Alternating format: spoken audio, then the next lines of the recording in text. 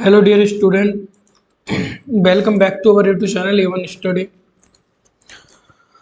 आज का हमारा सब्जेक्ट है आरसीसी स्ट्रक्चर।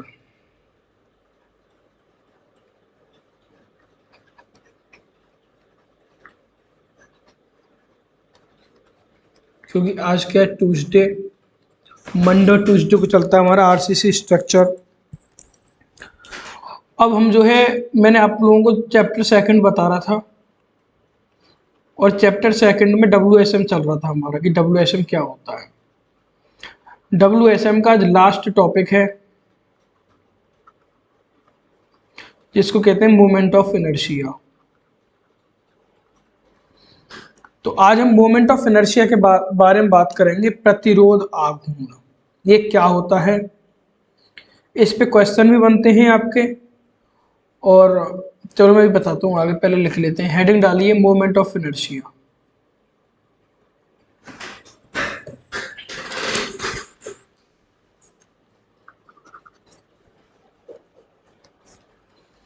हिंदी इंग्लिश दोनों में लेने की कोशिश कर रहा हूँ मैं आप लोगों को।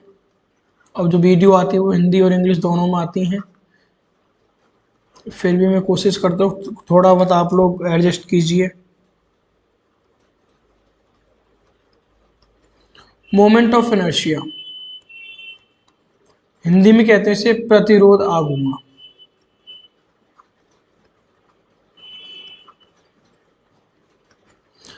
अब ये होता क्या है कि मान के चलो आपका कोई बीम था, ये आपका एक बीम था। क्या था ये आपका कोई बीम था। अब इस बीम में क्या हुआ कि एक एक्सटर्नल फोर्स लगी। सपोज करो मैंने एक पी फोर्स लगा दी, ऊपर से एक्सटर्नल फोर्स हो गई। इस एक्सटर्नल फोर्स के कारण ये मेरा बीम इस टाइप से हो जाएगा, कुछ इस टाइप से हो जाएगा।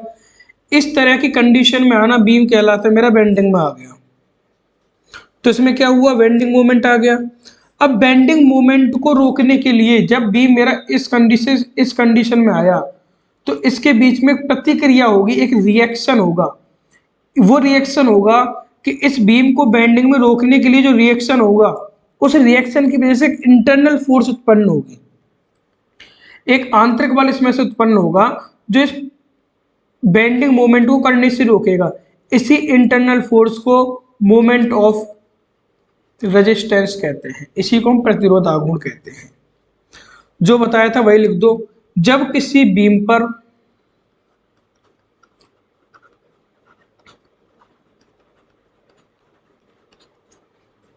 कोई एक्सटर्नल फोर्स कार्य करता है, वही चीज तो बताई थी मैंने, जो एक्सटर्नल फोर्स मेरी यहां पी थी।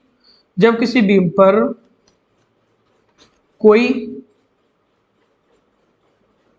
एक्सटर्नल फोर्स, जिसे हम कहते हैं बाहरी बल, शायद इतनी हिंदी आती हो, उम्मीद करता हूं मैं, कार्य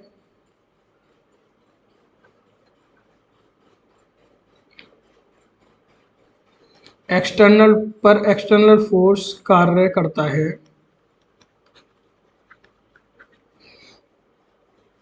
तो उसके कारण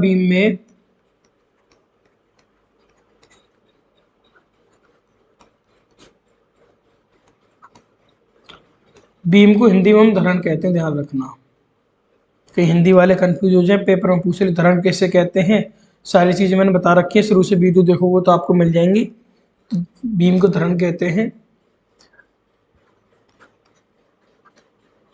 बीम में क्या होगा, उसके कारण बेंडिंग मोमेंट आ जाएगा।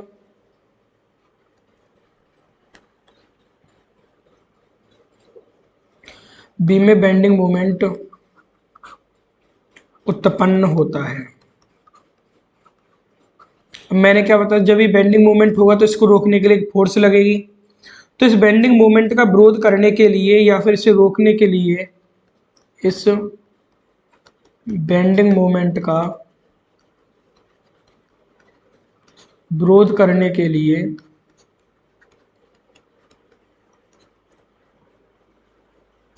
बीम के अंदर एक इंटरनल फोर्स उत्पन्न होगा। बीम के अंदर एक इंटरनल फोर्स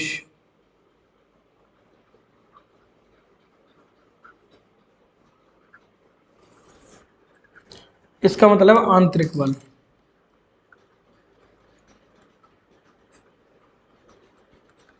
एक इंटरनल फोर्स उत्पन्न होगा।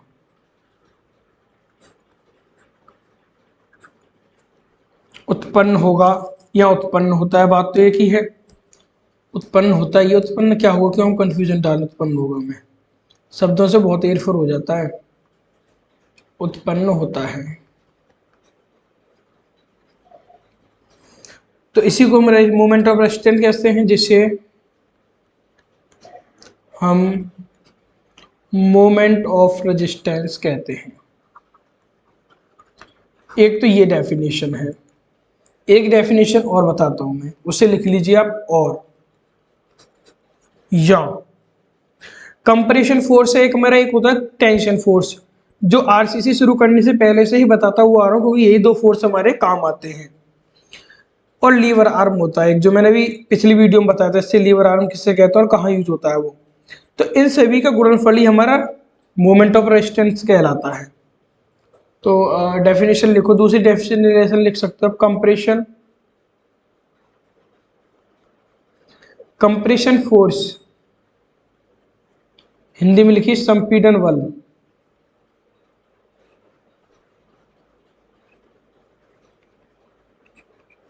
या और लिख दीजिए, या फिर इस तरह से ऑब्लिक लगा दीजिए जैसी आपकी इच्छा हो।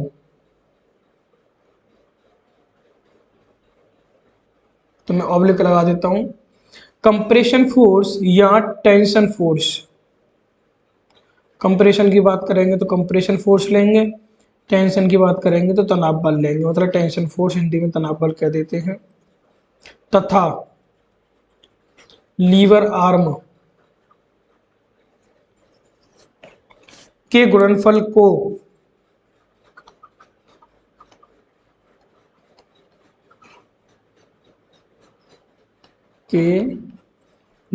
को मोमेंट ऑफ रेजिस्टेंस कहते हैं, यानी प्रतिरोध आघूर्ण कहते हैं। एक डेफिनेशन ये भी है। अगर मैं बात करता हूं कंप्रेशन में, इन कंप्रेशन, तो मोमेंट ऑफ रेजिस्टेंस मेरा क्या होगा, सी। कंप्रेशन को मैं सी से डिनोट कर रहा हूं, और लीवर आर्म में जेड से डिनोट करता हूं, मैंने आप लोगों को बताया था।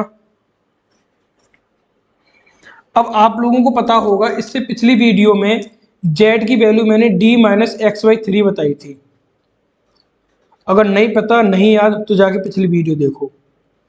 और कंप्रेशन के मामले में मैंने क्या बताया था, अगर याद आ रहा हो तो, सिग्मा CVC अपॉन के 2 × V × x, ये होता है मेरा।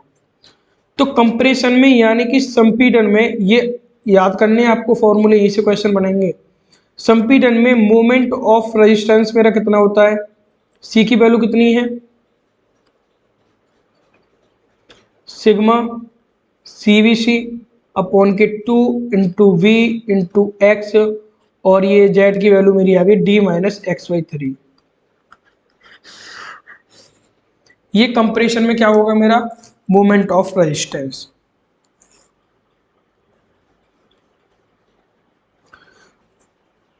अब टेंशन में निकालूंगा मैं, कंप्रेशन में निकल गया। अब इन टेंशन, बस ये दो निकालते हैं यहाँ पे। टेंशन में मोमेंट ऑफ रेजिस्टेंस क्या होगा, जो मैंने बताया था, टेंशन का फोर्स इनटू लीवर आर्म, यही बताया था मैंने। हाँ सर, बताया तो यही था। जब ये बताया तो ये कैसे, कितना हो जाएगा मोमेंट ऑफ रेजिस्टेंस। टेंशन आपकी कितनी होती है, पिछली वीडियो में देख लो जिसने नहीं देखी हो, सिग्मा ST/AST, और जेड की वैल्यू d-x/3।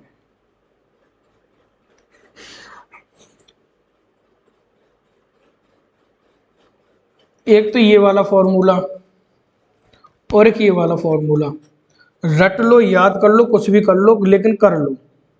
अब मैं 3-4 फॉर्मूले बताऊंगा जो क्वेश्चन के आधारित होते हैं। एक फॉर्मूला लिखिए, अगर आपसे पूछ ले स्टील कितनी है आपकी, तो percentage of steel in RCC beam, percentage of steel in RCC beam. RCC beam में अगर आपकी परसेंटेज पूछता है तो दो तरीके से निकलती है। एक कंडीशन जब हमको एएसटी दिया हो, when AST is given. AST क्या है? Area of steel. ये मैंने बता दिया था आपको सबसे पहले वीडियो में। ये मैंने कुछ टर्म थे एएसटी, सिग्मा, सीवीसी, सब मैंने पहले डिफाइन किए थे ताकि आगे जाके मुझे प्रॉब्लम ना हो पढ़ाने में। तो अगर मुझसे परसेंटेज ऑफ एरिया पूछा स्टील की तो P बराबर, अगर एएसटी मुझे दिया हुआ है क्वेश्चन में तो हम फॉर्मूला लगाएंगे एएसटी अपॉन के BD इंटू 100। एएसटी मुझको दिया हुआ है, बी मुझे विथ दी हुई होगी, डी डेप्थ मेरी ये भी दी हुई होगी, पी हम यहाँ से निकाल लेंगे। एक कंडीशन होती है जब हमें एएसटी दिया ही नहीं हो, यानी कि when AST is not given.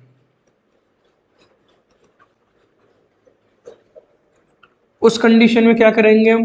Percentage निकालेंगे 50 एक्स स्क्वायर अपॉन के MD D माइनस एक्स। ये वाला फॉर्मूला हम उस कंडीशन में लगाएंगे। ठीक, अगर आप लोगों को एएसटी निकालना है यानी कि परसेंटेज ऑफ एरिया आपको निकालना है, यानी कि एएसटी आपको निकालना है कि आपके आरसीसी बीम में कितनी परसेंट है, तो अगर आपको एएसटी दिया है तो आपको ये फॉर्मूला लगाना है। अगर आपको एएसटी नहीं दिया तो आप लोगों को ये फॉर्मूला लगाना है। आगे चलते हैं हम लोग। देखो डेरिवेशन कराता हूं मैं आप लोगों को। वैसे डेरिवेशन कम आता है, इतना आता नहीं है। चलो डेरिवेशन छोड़ो, जब लास्ट में चैप्टर पूरा कंप्लीट हो जाएगा पूरी आरसीसी, उस समय इसकी मैं डेरिवेशन कराऊंगा। तो यहाँ पे आपका WSM ही खत्म हो गया। अब मैं एक तरह से पूरा आपको एक रिवीजन मरवाता हूँ। पहले कुछ यूनिट लिख लीजिए आप, और उसके बाद में एक रिवीजन मरवा देता हूँ पूरे चैप्टर का, क्योंकि मेरा उद्देश्य ये आपको याद हो जाना चाहिए सारी चीजें। सबसे पहले आरसीसी की डेंसिटी। आरसीसी की डेंसिटी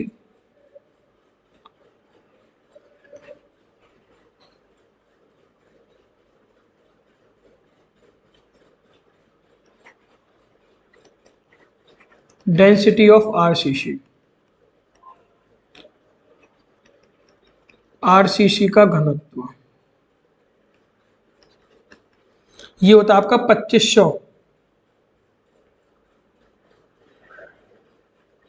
25,000 किलोग्राम पर मीटर क्यूब।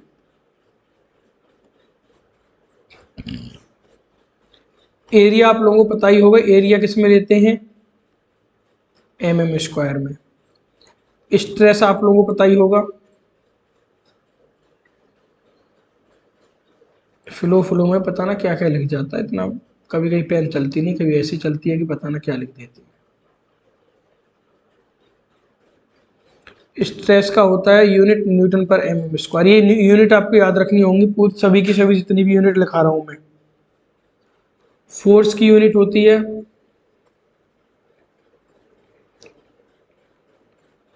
फोर्स की क्या होती है?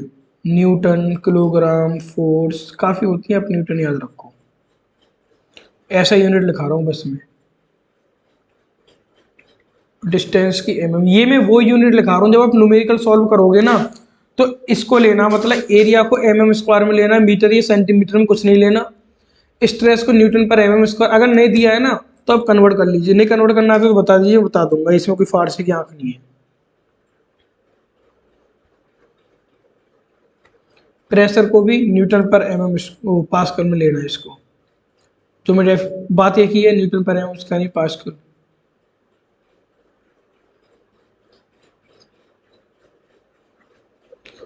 और एक बचा लास्ट आपका स्ट्रेन। ये यूनिट लेस होता है, इसकी कोई यूनिट नहीं होती।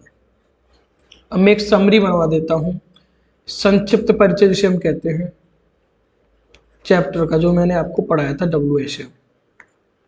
बस फॉर्मूले की करा रहा हूँ मैं। अगर आपसे मॉड्यूलर रेशियो पूछ रहे तो मैंने क्या बताया था, m बराबर 280/3 सिग्मा CVC, या एक मैंने बताया था ES/EC, मतलब कि स्टील का इलास्टिसिटी और कंक्रीट, किसको मॉड्यूलर रेशियो कहते हैं। फिर मैंने आपको क्रिटिकल न्यूट्रल एक्सिस बताई थी, क्रिटिकल न्यूट्रल एक्सिस ये बताई थी, इसका फॉर्मूला क्या बताया था, XM sigma CVC D upon के M सिग्मा CVC प्लस के सिग्मा ST। ये मैं सब बता चुका हूँ, इसलिए स्पीड से जा रहा हूँ क्योंकि मैं आपको एक बार फॉर्मूले रिवाइज करा रहा हूँ, बाकी मैं कुछ नई चीज़ें नहीं करा रहा। फिर मैंने आप लोगों को एक चार्ट बनवाया था, इधर तो मैंने कहा था ग्रेड लिख लीजिए, मैंने कहा था इधर सिग्मा CVC की वैल्यू लिख लीजिए जो न्यूटन पर mm² में होगी ये मेरी, और एक मैंने m की वैल्यू भी कहा था, अगर आप लिखना चाहो लिख लीजिए m की वैल्यू, नहीं ये दो तो आपको याद होनी चाहिए। M15 ग्रेड 3 ग्रेड ही आपको लिखनी है, M15, M20 और M25। M15 के लिए सिग्मा CVC की वैल्यू 5 होती है, 20 के लिए 7 होती है और 8.5 होती है 25 के लिए। ऐसी m की वैल्यू M15 के लिए 18 हो जाएगी, M20 के लिए 13 हो जाएगी, M25 के लिए 11 हो जाएगी। क्रिटिकल न्यूट्रल एक्सिस की तरह ही मैंने एक ए नहीं बताया था, इसकी क्या बताया था मैंने, BX² अपॉन के 2 बराबर सिग्मा वो MAST D माइनस XA, ये मैंने फॉर्मूला बताया था आप लोगों को। अरे इतनी स्पीड में पेन ना चल गई, पूरा काट के धर दे भाई। ये फॉर्मूला मैंने बताया था आप लोगों को, एक मैंने लीवर आर्म बताया था आप लोगों को, ये तो मैंने अभी भी आपको बताया है, D minus Z/3 sorry X/3। देखो जो भी मुझ पर गलती होती है ना मैं तुरंत ठीक कर देता हूँ, तो गलती किसी पे भी हो सकती है। और दो चीज़ें मैंने अभी बताई थी, MOR अगर कंप्रेशन में है, C का मतलब कंप्रेशन में है, तो इसकी वैल्यू कितनी होगी, सिग्मा CVC अपॉन के 2B into x into D minus X/3। ये तो मैंने ये बताया था, स्क्रीनशॉट ले लेना, सभी याद होनी चाहिए। स्क्रीनशॉट ले लो या फिर लिख के अपने जहाँ भी आप पढ़ते हो वहाँ चिपका दीजिए। टेंशन के लिए MOR की value sigma ST AST D minus X/3, जहाँ पढ़ते हो वहाँ अपनी कॉपी पे लिख के चिपका देना सभी फॉर्मूले को। परसेंटेज ऑफ एयर वॉइड मैंने बताया था, सॉरी ये कहाँ में सॉइल में पहुँच गया, परसेंटेज ऑफ RCC बीम। अगर आपको AST दिया, ये सब मैंने ये बताया था, तो क्या लगाना, AST अपॉन के BD इंटू 100, ये फॉर्मूला आप यूज कर लेना। अगर आपको AST नहीं दिया तो आप लोगों को क्या करना है, फॉर्मूला लगाना 50x² अपॉन के MD D माइनस X, ये फॉर्मूला यूज करना है। अगर आप सेल्फ वेट निकालना चाहो, ये इसकी जब न्यूमेरिकल कराऊंगा वहाँ जरूरत पड़ेगी LSM में, self weight of RCC beam. Section की बात कीजिए, पूरा सेक्शन कहीं भी निकाल सकते हैं, self weight of section, 1 into V into D into 25,000 मैंने वो बताई थी ना डेंसिटी, इस तरीके से हम सेल्फ वेट निकालते हैं। तो आपका WSM कंप्लीट हो गया। चलो ये तो बड़ी अच्छी बात है कि PPT भी वही खत्म, आके वही यहाँ मेरी सारी PPT खत्म होगी, चैप्टर वही खत्म। तो WSM आपका कंप्लीट, कल से LSM स्टार्ट हो जाएगा।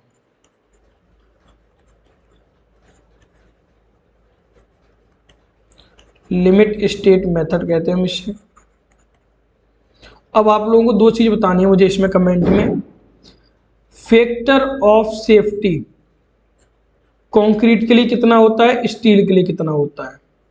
स्टील के लिए और कंक्रीट के लिए फैक्टर ऑफ सेफ्टी कितना होता है, ये मुझे बतानी है आप लोगों को, सॉरी आप लोगों को मुझे कमेंट में बताना, मैं बता चुका हूँ, और मेरे हिसाब से पहली वीडियो में ही मैंने ये सब डिस्कस कर दिया था, ये मैंने जानबूझ के नहीं बताई थी। और जब आप क्वेश्चन सॉल्व करोगे वहाँ इसकी यूज होगा, काफ़ी यूज होता है, वो हम इसको लेंगे, इसलिए मैंने आप लोगों को नहीं बताया, पहले चैप्टर में बताया वैसे, लेकिन यहाँ मुझे बताओगे आप कमेंट में। सबसे पहले तो ये चीज़ जो क्वेश्चन किया मैंने कमेंट में, ये बताओगे आप लोग मुझे, और उसके बाद में कोई भी समस्या कोई भी प्रॉब्लम है किसी भी सब्जेक्ट से रिलेटेड कमेंट कर देना, और बता देना कमेंट में आपकी आज की क्लास कैसी लगी, और वीडियो को लाइक कर देना। और देखो ये तो आपको शेयर तो करनी है अपने दोस्तों को, रेगुलर क्लासें आ रही हैं आपकी, तो इतना तो बनता है कि अपने दोस्तों की शेयर कर दें। और ये कहने वाली बात है नहीं, सब्सक्राइब कर दो, नहीं किया है तो और क्या करें इसमें।